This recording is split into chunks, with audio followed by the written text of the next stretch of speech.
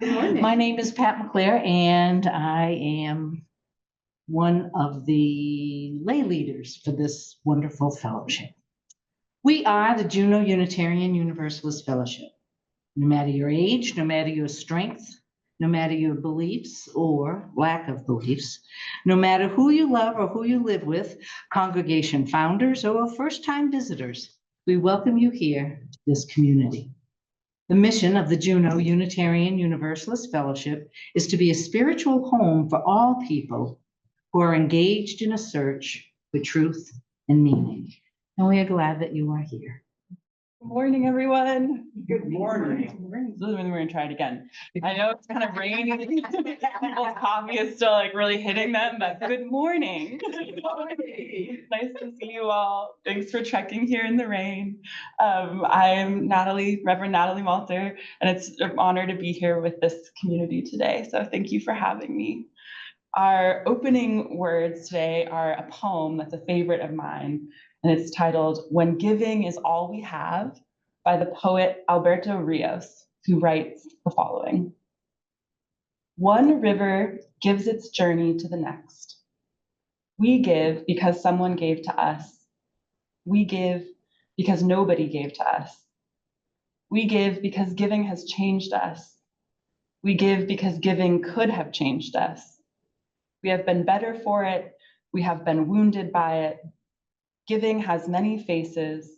It is loud and quiet, big though small, diamond in wood nails. Its story is old, the plot worn and the pages too, but we read this book anyway, over and over again. Giving is, first and every time, hand to hand, mine to yours, yours to mine. You gave me blue and I gave you yellow. Together we are simple green. You gave me what you did not have, and I gave you what I had to give. Together, we made something greater from the difference. We come together this morning, giving the gift of community and presence to one another. I just want to express my gratitude for all of you being here today. As we begin our time together, we're going to light our flaming chalice, which is the symbol of our Unitarian Universalist faith. There are many different interpretations of what the chalice means, because as we know, when there are Unitarian Universalists in a room, there's about as many interpretations as there are people. But some say that it represents the light of reason, others the warmth of community, or for others, the flame of hope. Our chalice lighting words this morning come from the Reverend Maureen Killeran, who writes, "As the kindling of this chalice calls us to community, let there be light. As the flame of this chalice reminds us of our values, let there be light. As the glow of this chalice encourages us to hope, let there be light."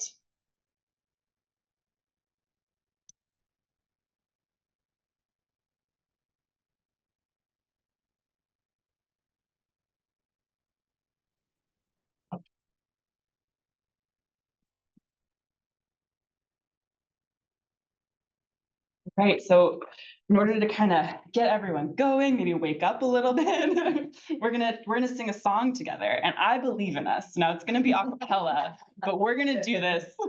We're gonna do a repeat after me, so I'm gonna sing line by line to you all and have you sing back. But you also have the words in the hymnal in front of you on your chairs. The song is called "Come Sing a Song with Me." It's number 346. Does anyone know "Come Sing a Song with Me"? Just gonna see some hands. Okay. So I see a couple people who know. And what that means is that I need you to sing out extra loud. This song, I think it's number 346. It's kind of a personal favorite of mine. I will say that there are some folks who find this song a little bit saccharine, like a little sweet, a little cheesy, but I think there's something really beautiful in the lyrics. So I want to invite you to sit with them as we sing together this morning.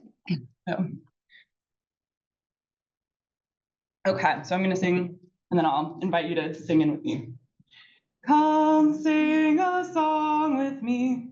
Let's sing that back. Come sing a song with me. Come sing a sing a song with me. Come sing a song with me.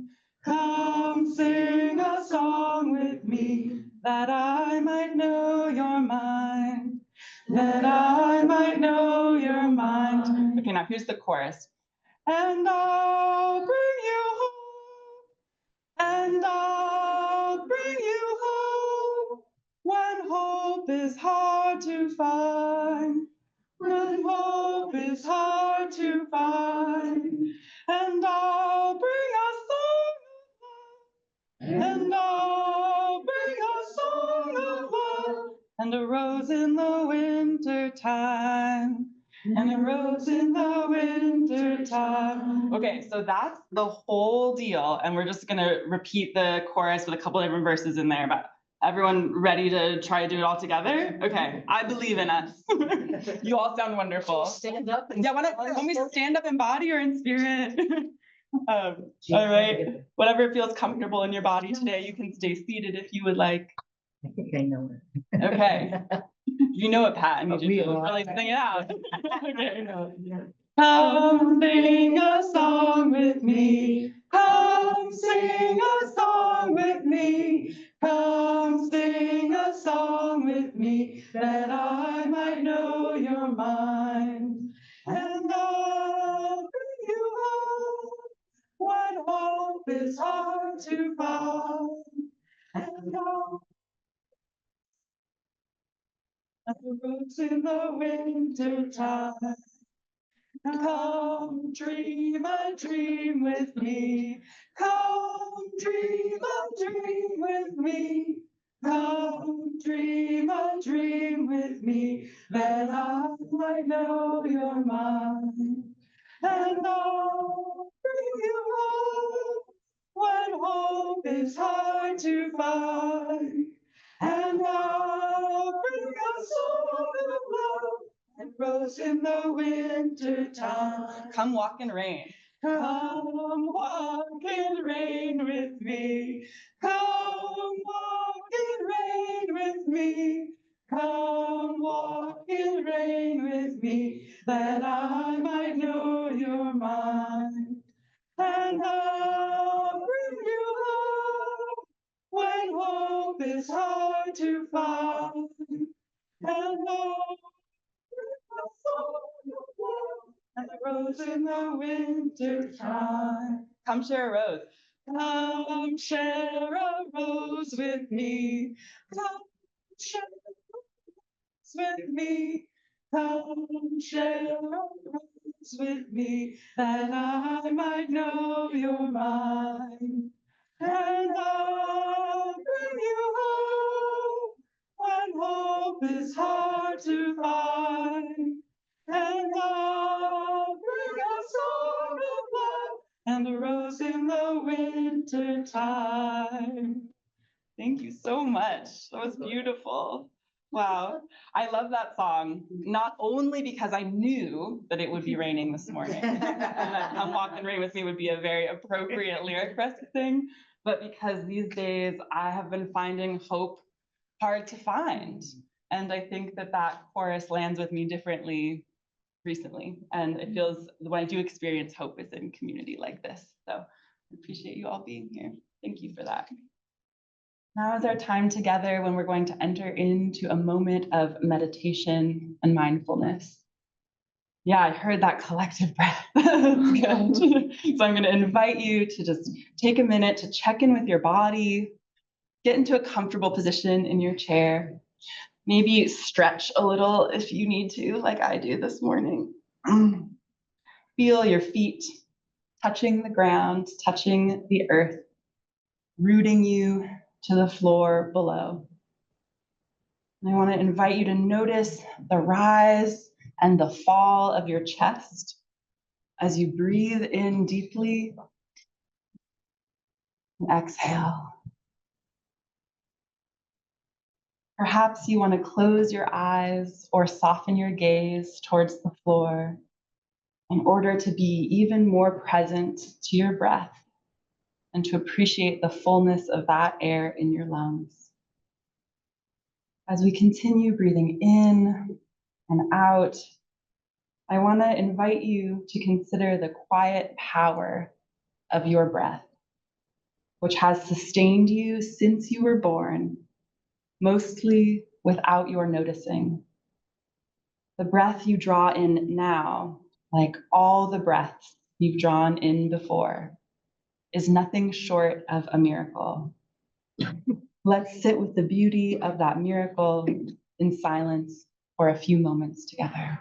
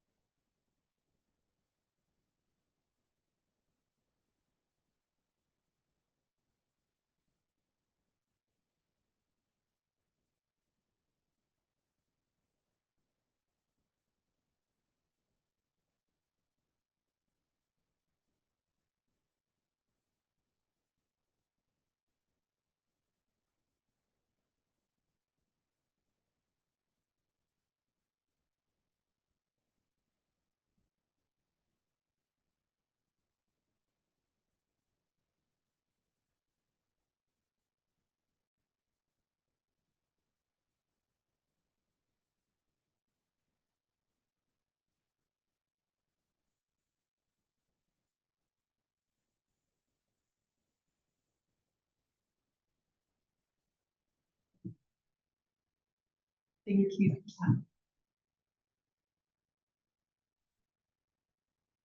The year is 1975, and 24 dancers take to the stage in New York City to audition for a role as a member of a Broadway chorus line.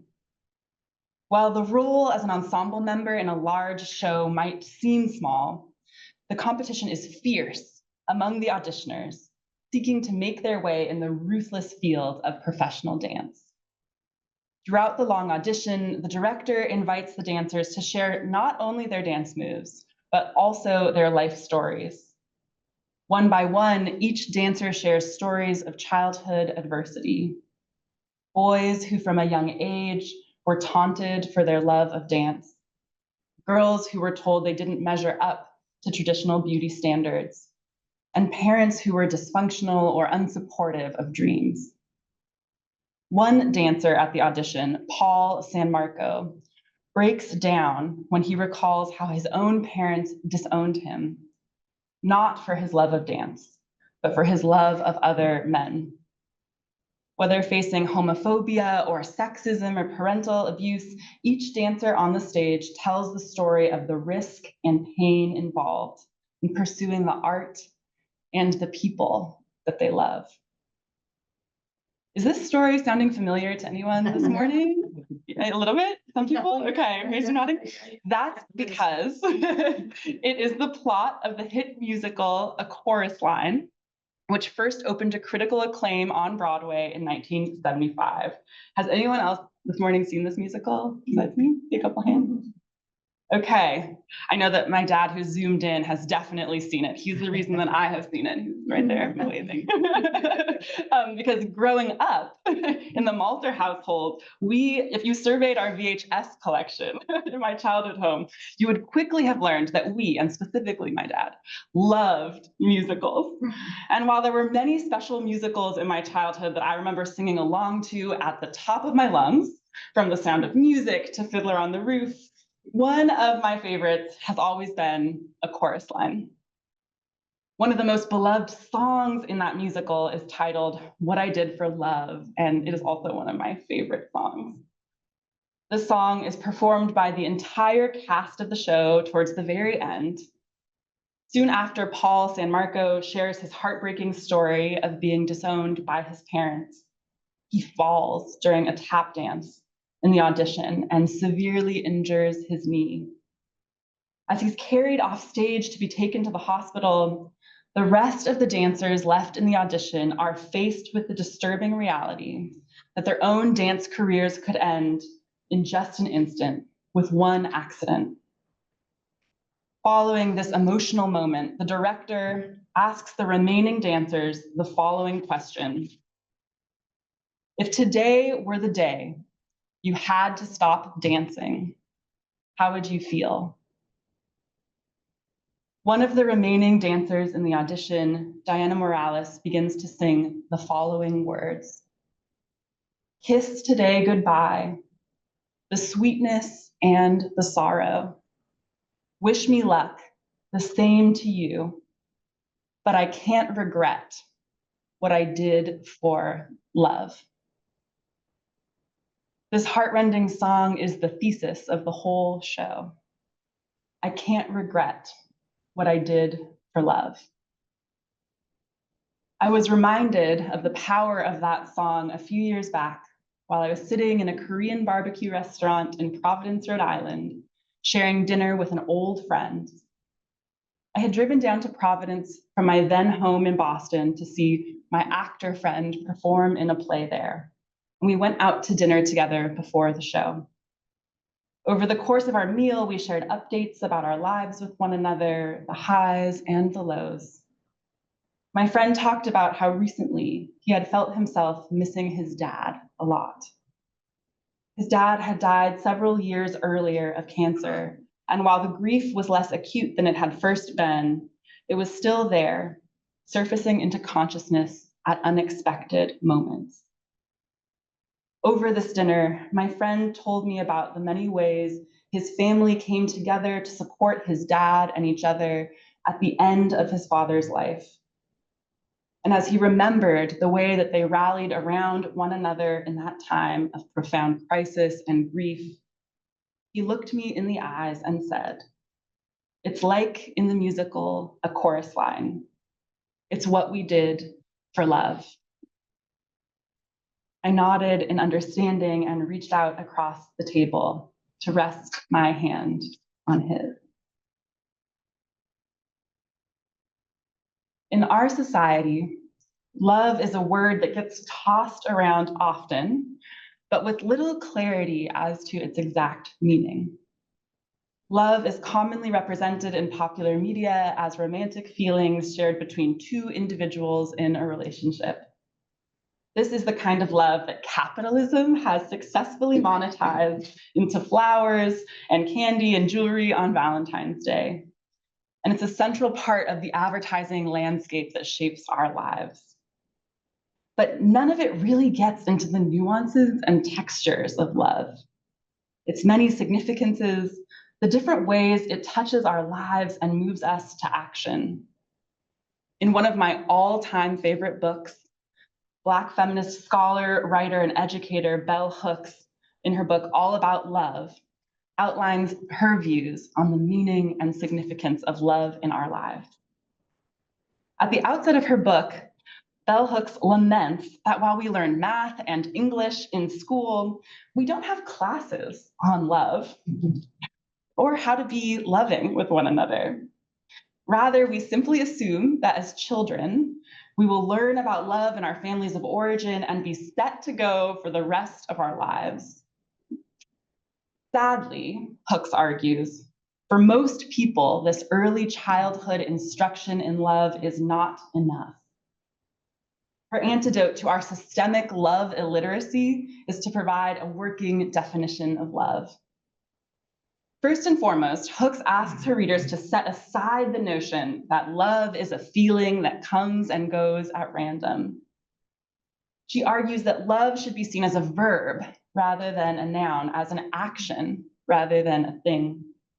She quotes the psychiatrist M. Scott Peck, who said that love is the act of extending oneself for the purpose of nurturing one's own or another's spiritual growth.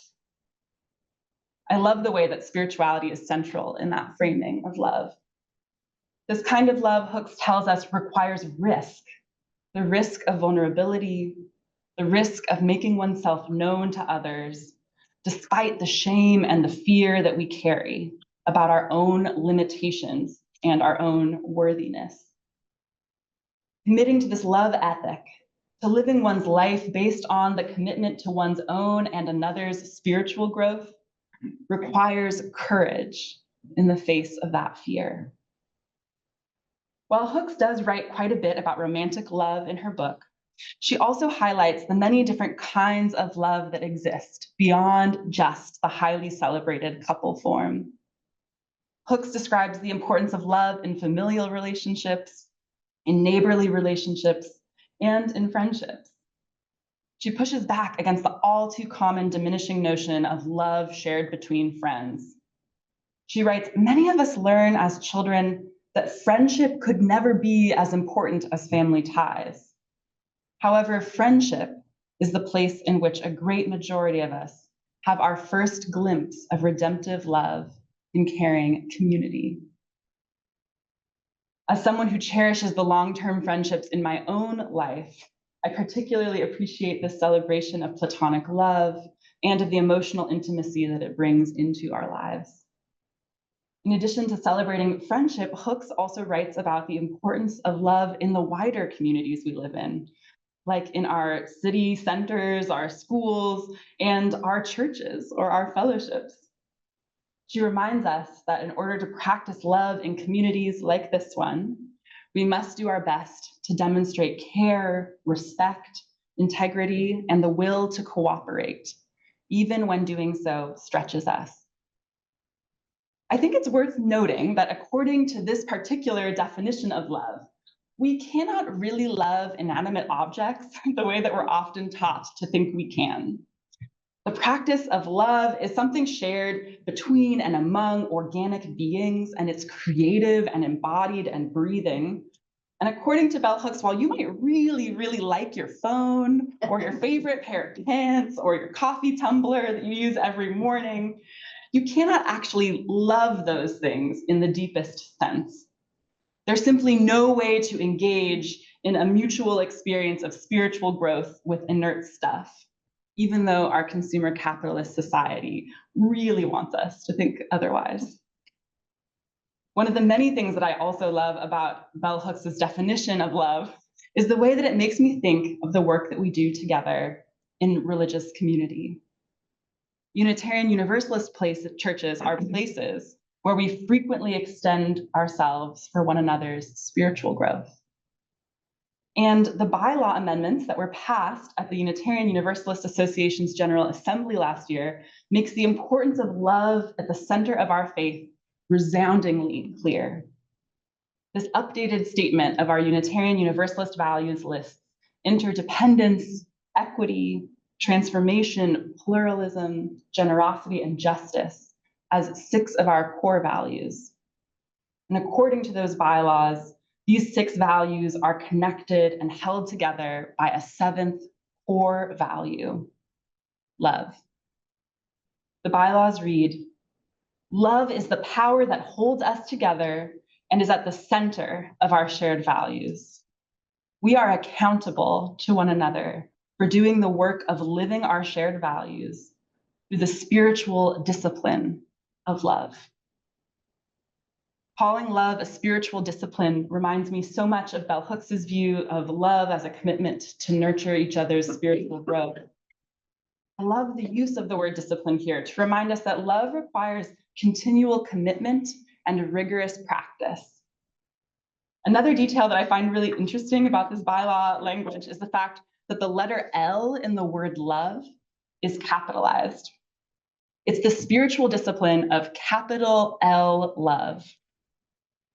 Love that holds Unitarian Universalism together. In much the same way that other faith traditions in the English language capitalize the first letter of the names for the divine, in this value statement, UUs chose to capitalize love, placing it at the status of the sacred.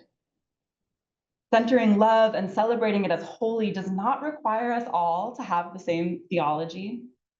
Maybe for some of us here today, capital L love is a kind of metaphor or euphemism for our belief in God or gods or some divine power. But for others here today, capital L love is not at all theistic, not at all about the divine, but is the no less important belief in the power of human relationships and in the earthly communities that we build. Maybe for some of us, it's both. But regardless, this capital L love is an acknowledgement that there is something bigger than us as individual people, something which gives meaning and purpose to our lives. Now, the call to practice the spiritual discipline of love does not mean that we will only feel happy, positive, and loving feelings all the time. That would be awesome if it is what it meant, but unfortunately, that's not the case. In fact, there is a deep connection between the practice of love and feelings of anger and feelings of heartache. When we commit to loving something or someone deeply, whether that's love for a partner or a child or our neighborhood or the world, we also put ourselves squarely in the path of anger and heartache. For when a person or community we love is threatened, we feel anger that stems from protectiveness over that which we hold most dear. Anger can teach us about what we love and propel us to action. And when something or someone we love is lost through death or another means, we feel profound grief, like a part of ourselves has been lost too. In this way, grief, like anger, is a feeling of pain that provides us with information about what we love most. And friends, in this time, there is so much over which to be angry and heartbroken. Does anyone here this morning feel anger and grief in the face of all of the turmoil and uncertainty in our world these days? No. Lately, I have found myself wondering what to do with all those big, hard feelings. What is my anger and sadness teaching me about whom and what I love? And how should that love shape the choices I make about what I do on a day-to-day basis? A few weeks ago in Seattle, where I live, I had the opportunity to explore some of those questions in a lecture that I attended by the feminist scholar and activist Margot Okazawa-Ray.